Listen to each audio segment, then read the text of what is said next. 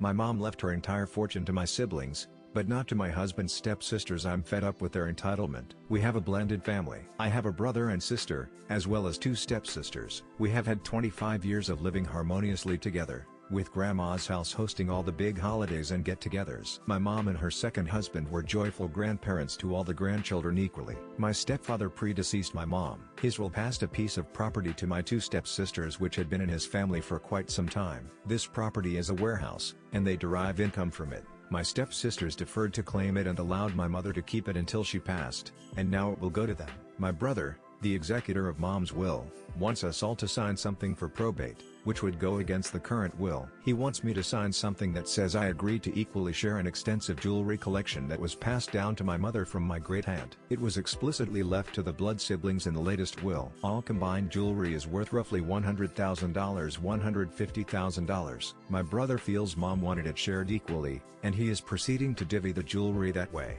Equal division is how she had it in her original will. He thinks being the executor means he gets to decide how this should go. He feels my sister and I influenced mom in her second will. She left the jewelry to the direct descendants, my brother, sister, and I. I'm afraid I have to disagree with him, but I haven't spoken up about it. He's a difficult guy, and it won't go well if I push back. My stepsisters say they feel like my great-aunt was their adopted aunt and want to be included in the jewelry distribution. I feel unnaturally offended. It seems obvious to me that the jewelry should stay in the family. I don't understand why they are doing this, other than this is very valuable jewelry. Now, my aunt wore her jewelry with pride, and everyone always commented on her beautiful pieces, so these jewels were part of all our get-togethers. My mom invited my great-aunt to every holiday. So my brother is proceeding as if the first will is in effect and is asking everyone to identify which pieces they want. Everyone is speaking up for their favorites. He is giving my stepsisters equal choices, and I don't know how to say I have some reservations about doing it this way. I may never see my stepsisters again,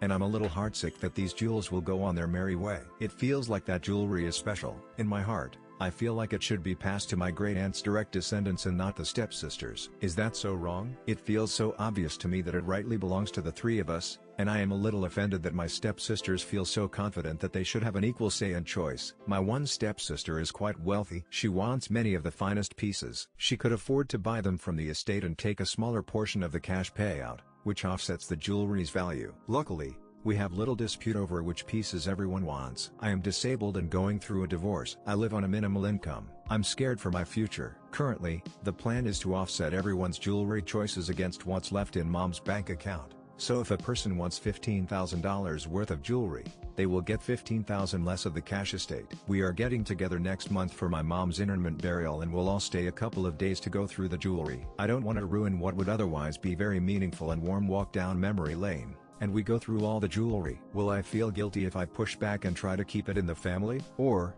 will I go on to resent my stepsisters if we share and share alike? Anyone have any lasting experience in this type of situation? Please share. Update: I sent everyone an email saying I was not in agreement with my brother's plan. He's pissed. His response was to say he will have to sell all the jewelry to pay for the legal fees. My response was that this is exactly the kind of bullying and coercion that is pressuring me to sign the probate thing. He is a difficult guy, and gets belligerent when confronted. I am a wallflower, and usually go along to get along, but I feel strongly about this. Adia. Update: a person shouldn't have too much chocolate in the house when going through a will contest. The chocolate is likely to disappear way too fast. 0.